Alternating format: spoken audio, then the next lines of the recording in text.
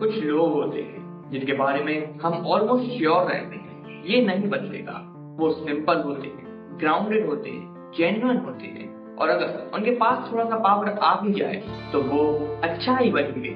लेकिन फिर कुछ टाइम बाद वही इंसान थोड़ा अलग लगने लगता है, ज्यादा बिजी, ज्यादा एरोगेंट, थोड़ा कोल्ड। और सबसे डिस्टर्बिंग बात यह है कि उसे खुद नहीं पता रहता कि वो बदल गया है और हम यही सोचते रह जाते हैं क्या पावर ने इसे बदल दिया या फिर ये पहले से ही ऐसा था, बस अब दिखा रहा है।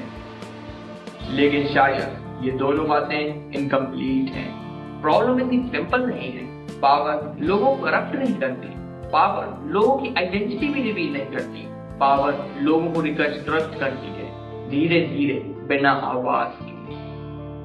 हम जनरली पावर को एक एक्सटर्नल चीज समझते हैं, जैसे कोई पोजीशन, कोई अथॉरिटी, कोई स्टेटस, जैसे मैनेजर बनना, लीडर बनना या फिर किसी ग्रुप में कंट्रोल मिल जाना। और फिर हम अज्यूम करते हैं कि पावर बस एक टूल है।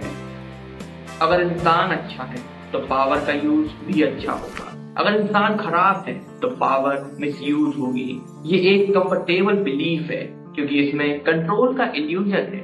इसमें लगता है कि अगर हम अच्छे बन जाएंगे तो हम कभी चेंज नहीं होंगे, लेकिन रियलिटी थोड़ी डिस्टर्बिंग है।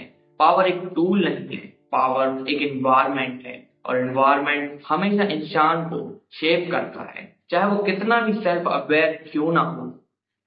पावर मिलते ही कोई ड्रास्टिक चेंज नहीं आता, कोई ऐसा एक दिन नहीं आता जब इंसान उठकर कहता है कि आज से मैं एरोगेंट बनूंगा। सब कुछ धीरे धीरे होता है और सबसे पहले चेंज होता है फीडबैक। पहले लोग तुमसे ऑनेस्टली बात करते थे, अब वो फिल्टर करते हैं।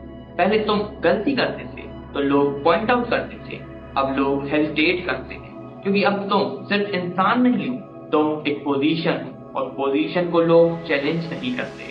रिस्पेक्ट के नाम पे लोग सच छुपाना शुरू कर देते हैं और यहीं से डिस्टॉर्शन स्टार्ट होता है।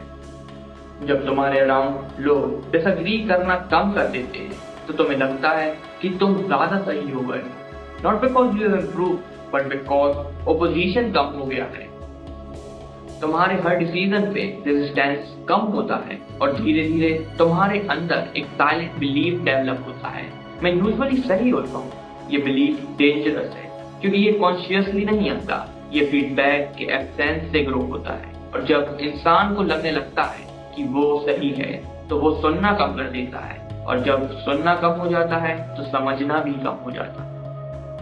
पावर का एक साइड इफेक्ट होता है डिस्टेंस।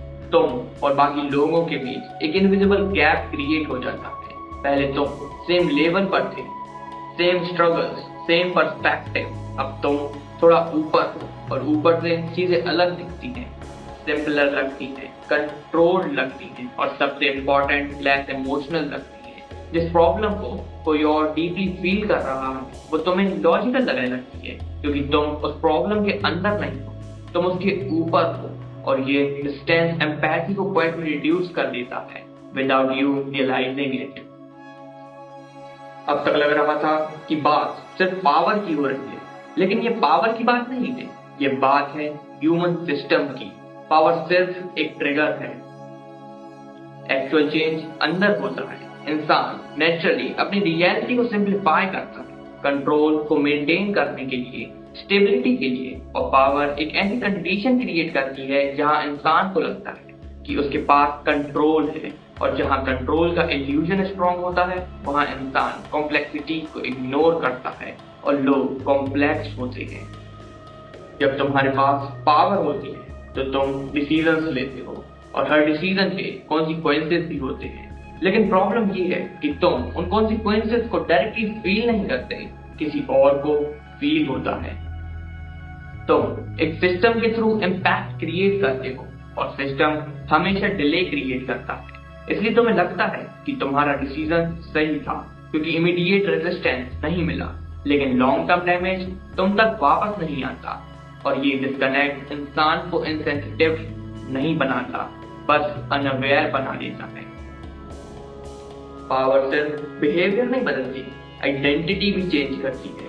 पहले तुम बस एक इंडिविजुअल थे पर अब तुम एक रोल हो और रोल के साथ एक्सपेक्टेशंस भी आती हैं। लोग तुम्हें एक सर्टेन वे में देखते हैं, स्ट्रॉन्ग, डिसिसिव, कॉन्फिडेंट, और धीरे धीरे तुम वो ही बनने लगते हो जो लोग तुमसे एक्सपेक्ट करते हैं। Not because you want to fake it, but because system तुम्हें पुश करता है। और जब तुम अपनी रियल फीलिंग्स को सप्रेस करते हो टू मेंटेन द इमेज, तो तुम अपने आप से डिस्कनेक्ट होने लगते हो। ग्रोथ फ्रिक्शन से आती है, रेजिस्टेंस से आती है, लेकिन पावर फ्रिक्शन को कम कर देती है। तुम्हारे लिए चीजें इजी हो जाती हैं, एक्सेस मिल जाता है, लोग कोऑपरेट करते हैं, और जब फ्रिक्शन कम होता है तो सेल्फ करेक्शन भी कम हो जाता है। तुम्हें पुश नहीं मिलता, तुम्हें चैलेंजेस नहीं मिलते, और बिना चैलेंज के इंसान स्टैटिक नहीं रहता, वो स्लोली ड्रिफ्ट करता है। सबसे सब्टल चेंज ये होता है कि तुम अपने एक्शंस को जस्टिफाई करने लगते हो। मैं ये सब सिस्टम के लिए कर रहा हूँ, लोग समझते नहीं हैं, ये नेसेसरी है, और ये सब गलत नहीं होता। प्रॉब्लम ये है कि ये इनकम्प्लीट होता है। तुम्हारा पर्सपेक्टिव नैरो हो जाता है, और तुम उस नैरो पर्सपेक्टिव को ही कंप्लीट ट्रुथ समझने लगते हो। और जब इंसान अपने आप को कन्वेंस कर लेता है तो उसे कोई और कन्वेंस नहीं कर सकता।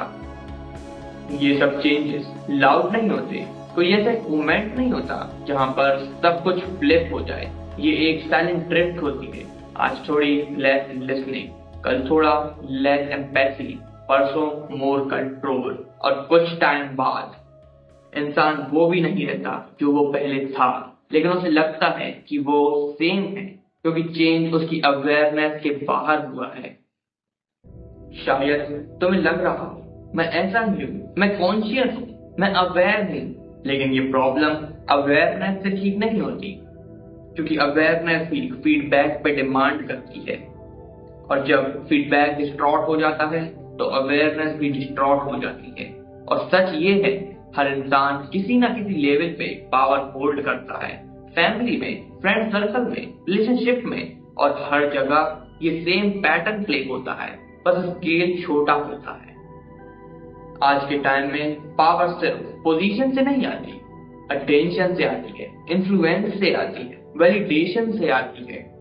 सोशल मीडिया पे थोड़ा सा रीच मिलते ही लोग चेंज हो जाते हैं, not because they become bad, but because system change हो गया, फीडबैक चेंज हो गया, डिस्टेंस क्रिएट हो गया, और आइडेंटिटी शिफ्ट हो गई, और फिर वो साइकिल रिपीट होती है हर जगह, हर लेवल पे। तो शायद सवाल ये नहीं है कि पावर इंसान को क्यों बदल देती है, शायद सवाल ये है कि अगर एनवायरनमेंट इंसान को क्वाइटली शेप करता है, अगर अवेयरनेस भी डिस्टॉर्ट हो सकती है, अगर अच्छा इंसान होना भी कोई गारंटी नहीं है, तो फिर क्या कोई इंसान पावर के बाद भी वैसा ही रह सकता है जैसा वो पहले था? और अगर नहीं, तो तुम खुद कितना चेंज हो चुके हो बिना नोटिस करे। और अगर ये देखना इम्पोर्टेंट लगता है तो शायद तुम वापस आओगे।